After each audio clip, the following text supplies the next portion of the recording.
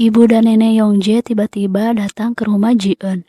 Ibu Yongjae memarahi Ji-eun karena sekembalinya dari bulan madu, Yongjae dan Ji-eun sama sekali tidak memberitahu mereka. Apalagi nenek Yongjae, begitu melihat Ji-eun tidak memakai cincin kawin, dia langsung kepanasan. Karena sangat khawatir dengan rumah tangga mereka, nenek Yongjae menyuruh Ji-eun dan Yongjae untuk pindah ke rumahnya. Sontak Ji-eun terkejut.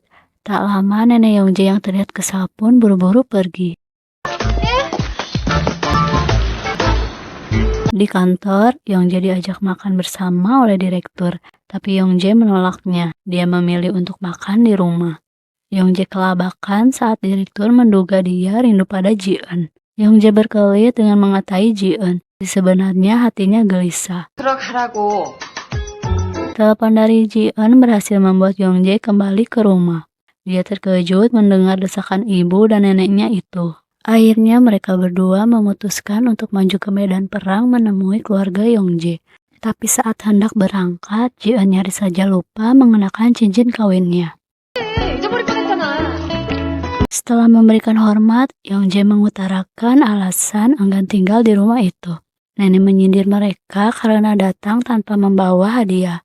Ji-eun yang tidak membawa apa-apa berusaha menghibur nenek dengan menyanyi dan menari. 날씬해 으쓱 잘한다.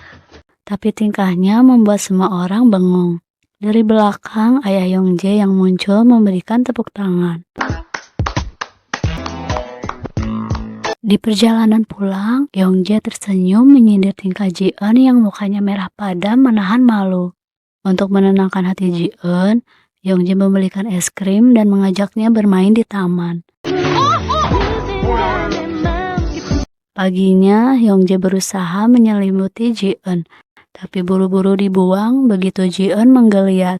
Ji-eun yang sudah kesiangan malah didesak Yongjae untuk membuat sarapan dan mencuci piring. Pekerjaan rumah pun tak terselesaikan, karena Ji-eun harus buru-buru menemui Min-hyuk. Di kereta, Ji-eun menggerutu kesal sambil merekam. 인간 정말 싫다. Ji-eun ketiduran, dia panik lalu buru-buru turun. Tanpa dia sadari, alat perekam itu terselip di kursi kereta. Saat hendak membayar karcis kereta selanjutnya, Ji-eun kaget alat perekam itu tidak ada di dalam tasnya. Lalu Ji-eun ke bagian stasiun. Petugas pun mencari data penemuan barang yang dimaksudkan oleh Ji-eun, tapi sayang hasilnya nihil. 감사합니다. Ketika sampai di kantor Min-hyuk, sinopsis Ji-eun ditolak Min-hyuk karena kurang menarik. Ji-eun terlihat sedih tapi bukan karena sinopsisnya, tapi karena menghilangkan alat perekam itu. Lalu Min-hyuk membelikan Ji-eun alat perekam yang serupa. Awalnya Ji-eun kegirangan, tapi tiba-tiba dia menolaknya. Lalu Ji-eun buru-buru pamit pulang untuk beres-beres rumah. Min-hyuk terkejut kenapa Yongjae menyuruh Ji-eun untuk bersih-bersih rumah.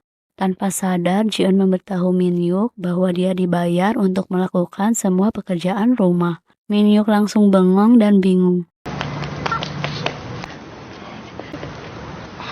Terlihat Ji-eun membersihkan kaca jendela. Sementara Yongjae hanya duduk mengawasi. Yongjae sempat marah dan ketus saat melihat Ji-eun melompat-lompat karena jendela yang tinggi.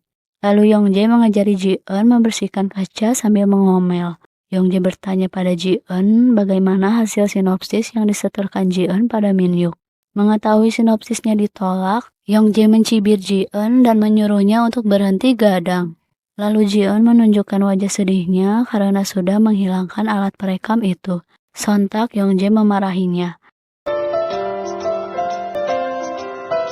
Saat makan, Ji-eun masih terlihat menyesal dan meminta maaf pada Yongjae. Yongjae yang mendengar itu langsung luluh.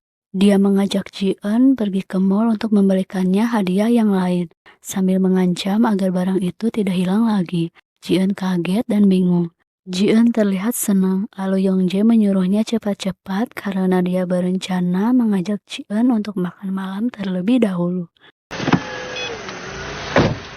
Di tempat lain, Haewon menemui Min-hyuk di restoran. Ternyata rencana Haewon ke New York hanya demi Min-hyuk. Haewon tidak mengetahui bahwa Min-hyuk sudah membatalkan kontrak kerjanya di New York. Sudah berkali-kali Min-hyuk menolak Haewon. Dan kali ini Min-hyuk benar-benar risih. Dia menyuruh Hewon untuk berhenti mengejarnya. You belong. Di perjalanan, Yongjae dan Ji-eun membahas makanan yang akan dipesan. Lalu tiba-tiba ponsel Yongjae berbunyi. Ternyata itu panggilan dari Hewon. Hewon menyuruh Yongjae untuk menemuinya. Tentu saja Yongjae langsung mengiyakan dan menurunkan Ji-eun di tengah jalan. Lalu dia meminta Ji-eun menunggu di depan mall jam 7 malam.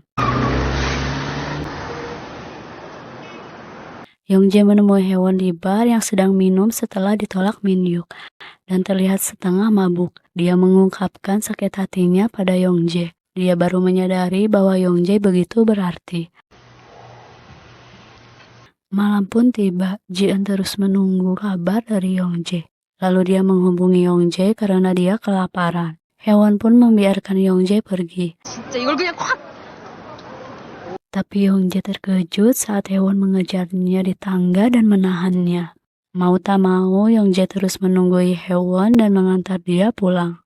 Bukannya langsung menemui Ji-eun, Yongjae malah diam begitu lama dan terlihat gelisah. Setelah menunggu lama, mall pun terlihat sepi.